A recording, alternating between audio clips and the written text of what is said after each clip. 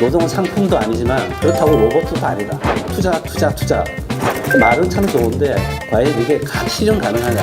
우리가 원하는 미래가 뭔지를 좀 적극적으로 생각을 해보자. 아이로 협약이 무려 200개가 있습니다. 그 중에 정말 핵심적인 거, 노사정이 모두 합의를 할 수 있는 정말 핵심적인 것만 8개만 추려서 만든 게 핵심 협약이라고 합니다. 이거는 전 세계에는 어떤 노동자라 할더라도 어떤 상황이 있든지 간에 뭐 나이든 성별 관계 없이 항상 적용돼야 되는 협약인데, 단결권에 관련된 협약이 있는데요. 그 협약이 지금 한국은 아직 협약을 비준을 하지 않은 상태거든요. 이 문제로 해서 OECD라든지 그다음에 유럽연합이라든지 이런 데서 여러 가지 압력이 계속 생기고 있고요. 아이로 내에서도 여러 차례 비준을 공고한 바가 있습니다. 10년 이상 동안 계속 공고를 했습니다.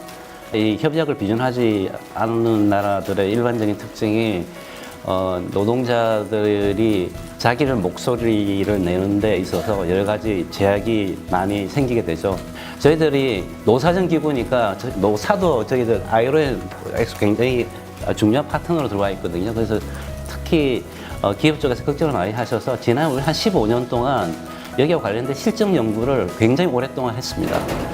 그런데 그 결과가 한결같이 보여주는 게 이 단결권이든 이런 것을 강화한다든지 협약을 비준한다든지 이런 것이 사실 뭐 무역이라고 할지 고용이라고 할지 성장에는 부정적인 영향을 주지 않는 걸로 보고요. 일부 연구는 오히려 좀 더 긍정적인 영향을 보는 긍정적인 영향을 걸로 밝혀졌고요. 이 유럽연합만 이 ILO의 핵심 협약, 한국이 ILO 핵심 협약의 비준이 안 된 상황에 대해서 조금 근심을 하는 게 아니라 미국이나 다른 국가에서도 한국의 이 핵심 협약 미비준 상태에 대해서 좀 걱정이 많은 편입니다.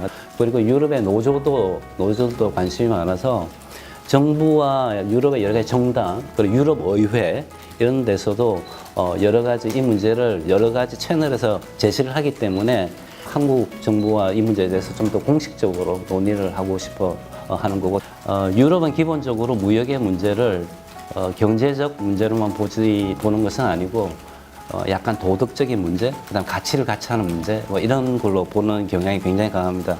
그래서 무역의 문제를 단순히 물건을 거래하는 것이 아니라 물건을 만들고 생산하는 사람들을 어떤 시민으로서 어떻게 보호하느냐에 대한 관심이 굉장히 많기 때문에 제 생각에는 유럽연합이 이 문제에 대해서는 좀 지속적인 관심을 계속 가지고 보지 않을까라는 생각이고, 협약을 비준한다는 것은 저희들 입장에서 보면요, 이와 관련된 여러 가지 법적 제도적 정비를 하는 과정의 시작이라고 보거든요.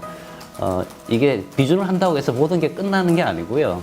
비준을 하게 되면 ILO의 회원국으로서 비준에 걸맞는 책임을 지고, 전 한국 사람이기도 하고 ILO 지구는 한국 사람이기도 하니까 좀 이 문제는 논의가 좀 더 건설적으로 이루어져서 뭐 가능하다면 상당 정도 진전이 된 비준이 되면 더 좋지 않을까, 뭐 그런 기대도 뭐 이 자리를 빌어서 한번 펴고 싶습니다.